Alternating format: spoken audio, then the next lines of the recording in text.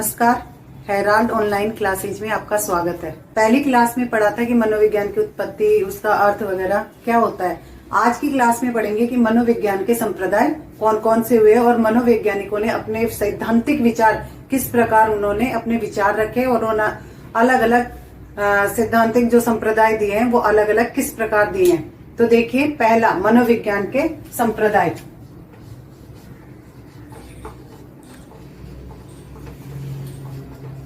मनोविज्ञान के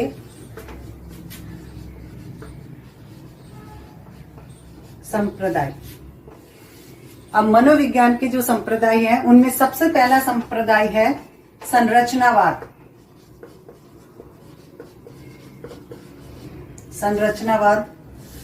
संरचनावाद जो संप्रदाय है ये मनोविज्ञान का सबसे पहला संप्रदाय है।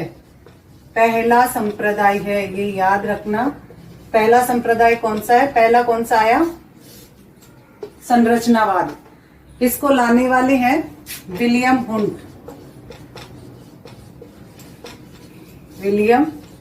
हुंट। आपने देखा होगा चेतना का विज्ञान। चेतना के विज्ञान का प्रतिपादन भी विलियम हुंट ने किया था। संरचनावाद का संस्थापक विलियम हुंट था। इन्होंने संरचनावाद जो संप्रदाय है उसको लाया था। अब देखिए कि जो इसके समर्थनकर्ता और कौन कौन थे। समर्थनकर्ता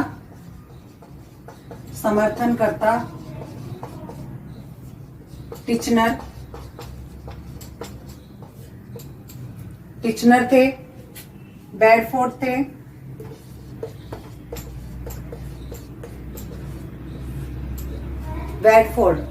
और एडलर,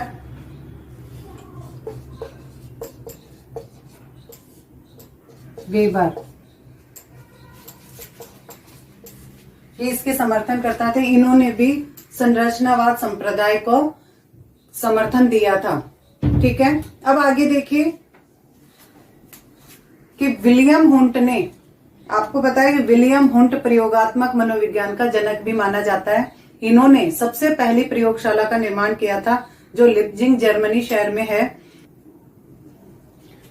अब इनके समर्थनकर्ता टिचनर, बेडफोर्ड, एडलर और वेबर थे। इन्होंने भी समर्थन दिया था कि संरचनावाद, जो भी चेतना के विज्ञान के जो समर्थन करता थे वो इसी में समर्थन करता भी थे। अब देखिए कि जो इन्होंने विलियम हुंट ने, अब पहला संप्रदाय का अर्थ क्या होता है पहले तो ये जान लीजिए। संप्रदाय का अर्थ होता है धर्म से, देखा जाए तो धर्म से होता है, लेकिन यहाँ मनोविज्ञान में संप्रदाय का अर्थ होता है नई विचारधारा से, नई स्कूल से, यानी नई विचारधारा जो उत्पन्न होती है वो संप्रदाय में आती है। तो नया विचारधारा जो लेकर आए, जो मनोवैज्ञानिक थे जिन्होंने अलग अलग संप्रदाय दिए, तो उनमें सबसे पहला संरचनावाद था। संरचनावाद विलियम हुंट लेकर आए थे और उनके समर्थन में ये सब मनोवैज्ञानिक थे। विलियम हुंट, अब जो विलियम हुंट थे इनके अध्ययन का सबसे प्रमुख केंद्र था संवेदना।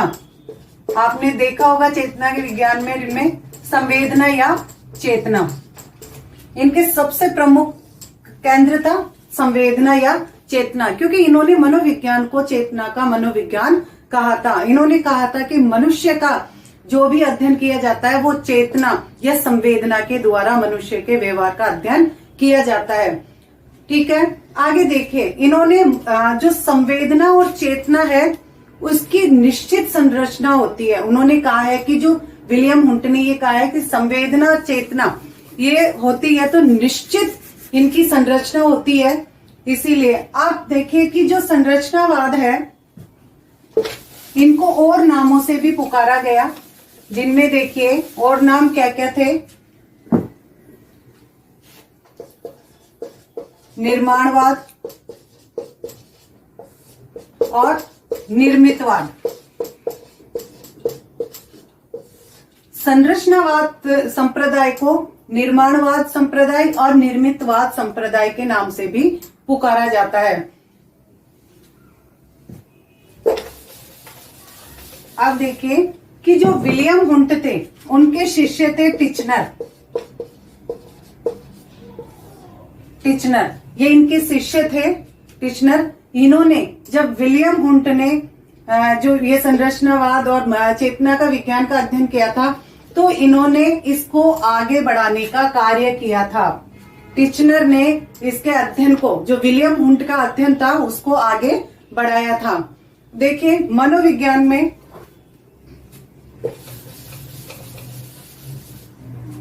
हाँ, संरचनावाद वुंट को संरचनावाद का संस्थापक माना जाता है, लेकिन संरचनावाद शब्द, जो संरचनावाद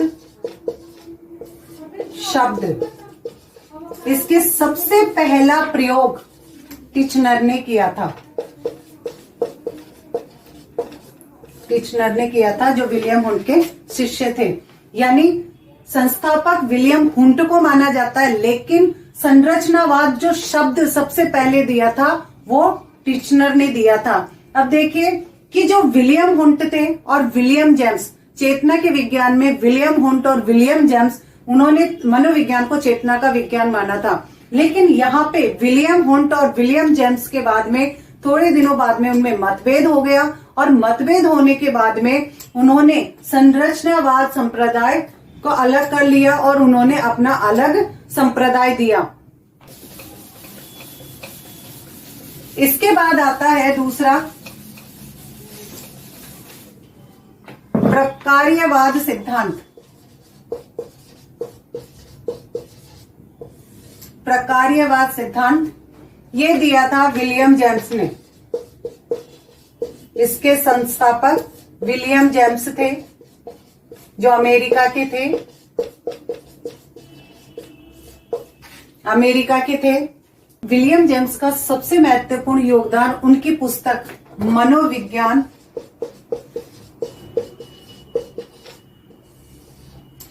मनोविज्ञान के सिद्धांत, मनोविज्ञान के सिद्धांत जो 1890 में आई थी, सबसे महत्वपूर्ण रहा। उसके बाद में इन्होंने अपनी एक और पुस्तक दी थी, इसके बाद में दी थी टॉक टू टीचर्स,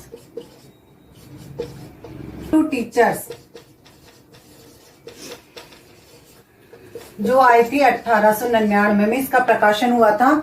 ये दोनों पुस्तक शिक्षा मनोविज्ञान के क्षेत्र में अत्यधिक महत्वपूर्ण रही है। उसके बाद इनके जो प्रकार्यवाद है उसके समर्थनकर्ता या चिंतक और भी थे, जिनमें जॉन डीवी और जेम्स एंजल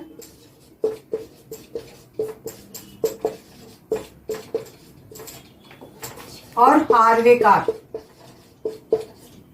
ये मनोवैज्ञानिक हुए। इन्होंने भी प्रकार्यवाद संप्रदाय का समर्थन किया था। ठीक है। उसके बाद जॉन डीवी थे, उनकी पुस्तक आई थी मनोविज्ञान। जॉन डीवी की पुस्तक आई थी मनोविज्ञान आई थी 1887 यानी 1887 इसमें आई थी। तो इन्होंने इस पुस्तक में बताया था कि मनोविज्ञान की जो विषय वस्तु है पूर्ण रूप से अपने वातावरण से क्रियात्मक परिस्थितियों में अध्ययन करना है। यानी जो उनकी वातावरण है तो उसमें किन परिस्थितियों में उसका अध्ययन करना है।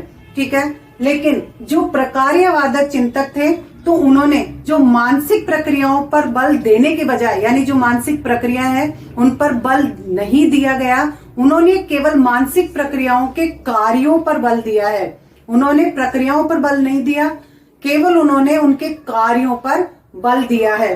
ठीक है। अब देखिए आगे, इसके बाद आया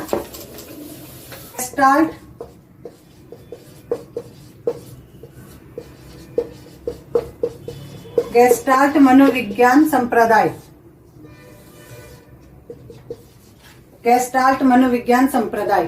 तीसरा संप्रदाय था अपना गेस्टाल्ट मनोविज्ञान।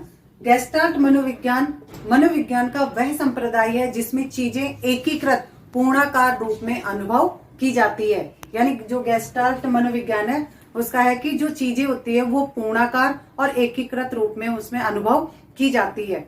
अब गेस्टाल्ट ये शब्द है, ये शब्द जर्मन भाषा का शब्द है, जर्मन भाषा का शब्द है। इस गेस्टाल्ट का सबसे पहले शुरुआत जर्मनी, मनोविज्ञान में इसके सबसे पहले शुरुआत जर्मनी और ऑस्ट्रिया के 19वीं शताब्दी में, 19वीं शताब्दी, उसके अंत में जो संरचनावाद था उसके आणविक विचारधारा के विरोध में हुई थी। यानी जो इसमें जब शुरुआत हुई थी तो संरचनावाद संप्रदाय के आणविक विचारधारा के बाद में इसकी शुरुआत हुई थी। अब इसके सबसे प्रमुख इसके संस्थापक देखिए, जो गेस्टाल्ट मनोविज्ञान है उनके संस्थापक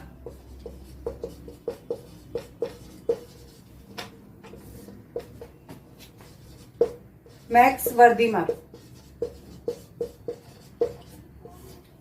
वर्दीमर थे। इनके अलावा इनके समर्थनकर्ता में थे कोहलर, कॉफका, ये इनके समर्थनकर्ता थे। मैक्स वर्दीमर, कोहलर और कॉफका, इन तीनों को गेस्टाल्ट मनोवैज्ञानिक माना जाता है। ठीक है, आगे देखिए,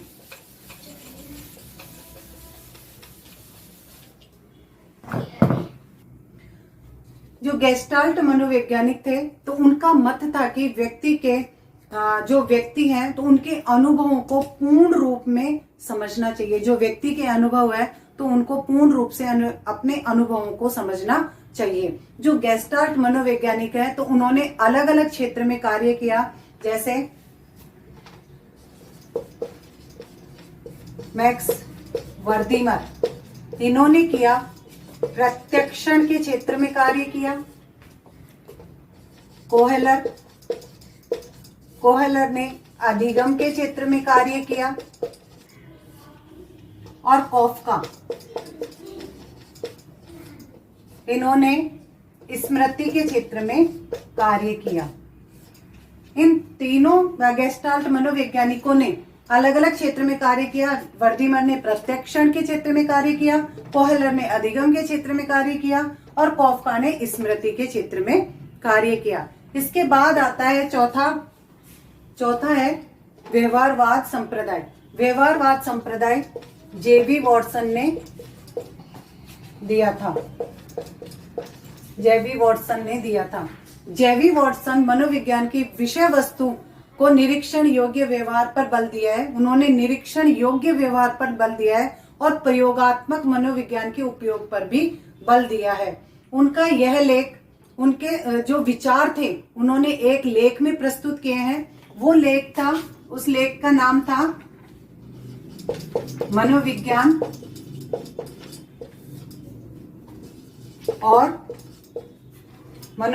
और व्यवहारवादी।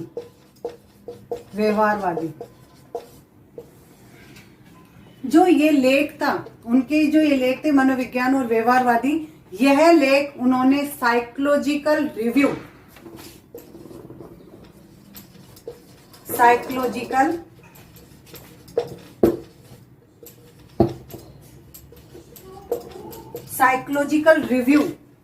एक जर्नल का नाम है साइकोलॉजिकल रिव्यू जर्नल है, जो 1913 में प्रकाशित हुआ था। उन्होंने जो अपने विचार थे, उन्होंने ये लेख अपने मनोवैज्ञानिक व्यवहारवादी जो लेख है वो साइकोलॉजिकल रिव्यू जो जर्नल था वो 1913 में प्रकाशित हुआ था। उनकी 3 पुस्तकें आई थी जिसमें इन्होंने अपने विचार रखे थे। उनकी 3 पुस्तकें थी।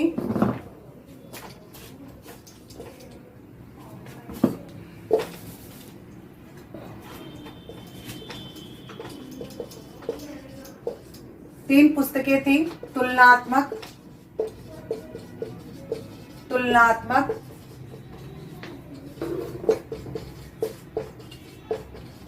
मनोविज्ञान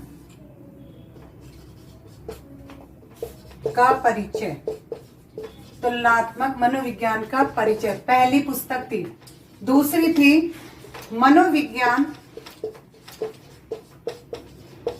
मनोविज्ञान एक व्यवहारवादी मनोविज्ञान एक व्यवहारवादी के दृष्टिकोण से। और तीसरी बुक थी व्यवहारवाद। जेवी वॉटसन की 3 पुस्तकें थी जिसमें उन्होंने अपने विचार रखे थे। पहली पुस्तक थी तुलनात्मक मनोविज्ञान का परिचय, दूसरी पुस्तक थी मनोविज्ञान एक व्यवहारवादी के दृष्टिकोण से, और तीसरी पुस्तक थी व्यवहारवाद। इन तीनों पुस्तकों में जेवी वॉटसन ने अपने मनोविज्ञान के क्षेत्र में अपने विचार रखे थे। 5वां संप्रदाय है मनोविश्लेषणवाद। मनोविश्लेषणवाद संप्रदाय। इसके संस्थापक है सिगमंड फ्रायड।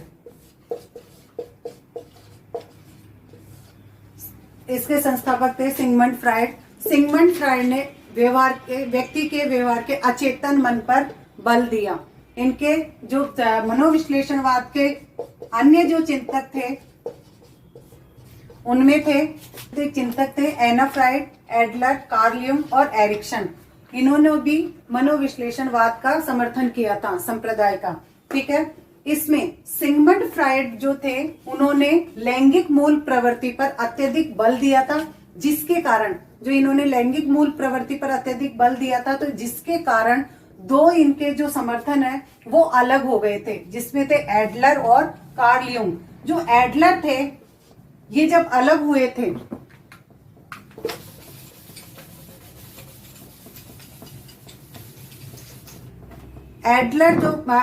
थे तो एडलर ने अलग से व्यक्तिगत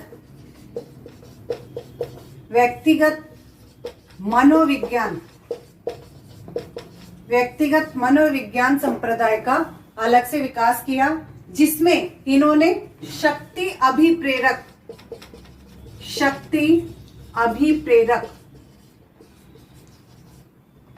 पर बल दिया।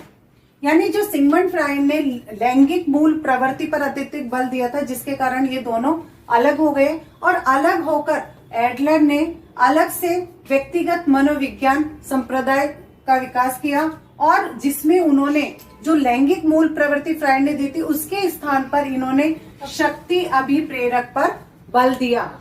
अब देखिए कार्ल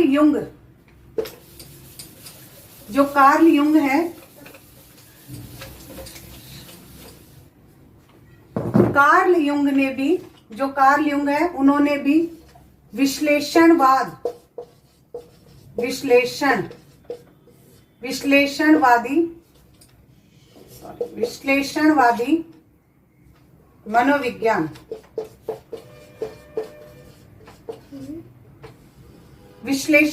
मनोविज्ञान पर का विकास किया। यानी इन्होंने भी सिगमंड फ्रायड से अलग होकर युंग ने भी विश्लेषणवादी मनोविज्ञान संप्रदाय का अलग विकास किया, और इन्होंने इसमें संचित अचेतन पर बल दिया। यानी जो सिगमंड फ्रायड ने लैंगिक मूल प्रवृत्ति के स्थान पर इन्होंने संचित अचेतन पर ज्यादा बल दिया।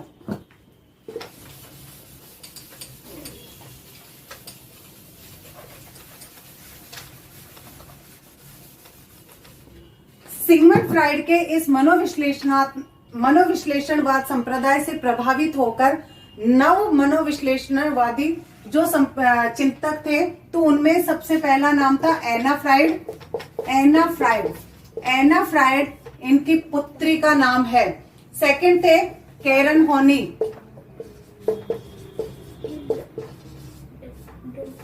होनी और तीसरे थे सलीवन। इनको नव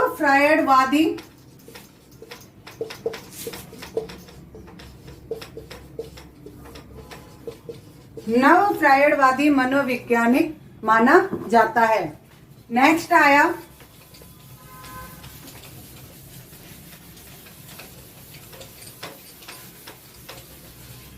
अगला सिद्धांत है, अगला संप्रदाय है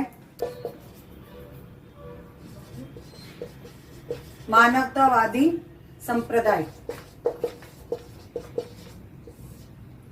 मानवतावादी संप्रदाय मनोविज्ञान के मनोविश्लेषणात्मक और व्यवहारवाद के संप्रदाय के विरोध में उत्पन्न हुआ था।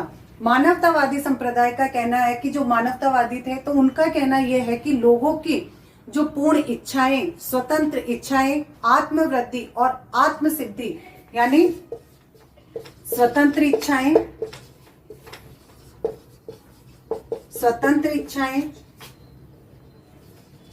आत्मवृद्धि और आत्मसिद्धि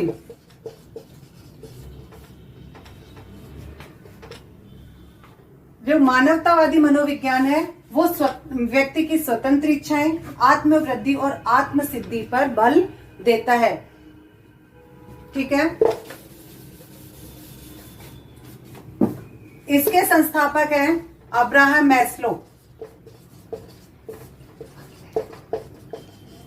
अब्राहम मैस्लो थे और इनके जो समर्थन है वो कार्ल रोजर्स भी मानवतावादी संप्रदाय के समर्थन थे। मानवतावादी मनोवैज्ञानिक कहते हैं कि व्यक्ति की जो पूर्ण क्षमता का अध्ययन है वो उनके आत्मसिद्धि और आत्मवृद्धि के कारण ही पूर्ण रूप से उनको अपनी क्षमता को पूर्ण रूप से समझना चाहिए। मनोविज्ञान के प्रमुख संप्रदाय देख लीजिए एक बार शॉर्टकट एक तालिका में। इसमें है पहला संरचनावाद, जिसके संस्थापक है विलियम हुंट और इसकी उत्पत्ति का स्थान था जर्मनी। सेकंड दिया था प्रकार्यवाद सिद्धांत, जो दिया था विलियम जेम्स ने और इसकी उत्पत्ति अमेरिका में हुई थी। तीसरा है गेस्टाल्ट मनोविज्ञान। गेस्टाल्ट मनोविज्ञान ने सबसे पहले मैक्स वर्दीमर ने दिया था और ये जर्मनी इसका उत्पत्ति का स्थान है। चौथा है व्यवहारवाद। व्यवहारवाद लाने वाले जेवी वॉटसन थे, वो इनकी उत्पत्ति अमेरिका में हुई थी। पांचवा है मनोविश्लेषणवाद मनोविज्ञान। मनोविश्लेषणवाद के संस्थापक है सिगमंड फ्राइड और इसकी उत्पत्ति का स्थान है ऑस्ट्रिया। और छठा है मानवतावादी मनोविज्ञान, जो इनके संस्थापक है अब्राहम मैस्लो और इसकी उत्पत्ति का स्थान है अमेरिका। आज की क्लास बस इतनी ही। Thank you.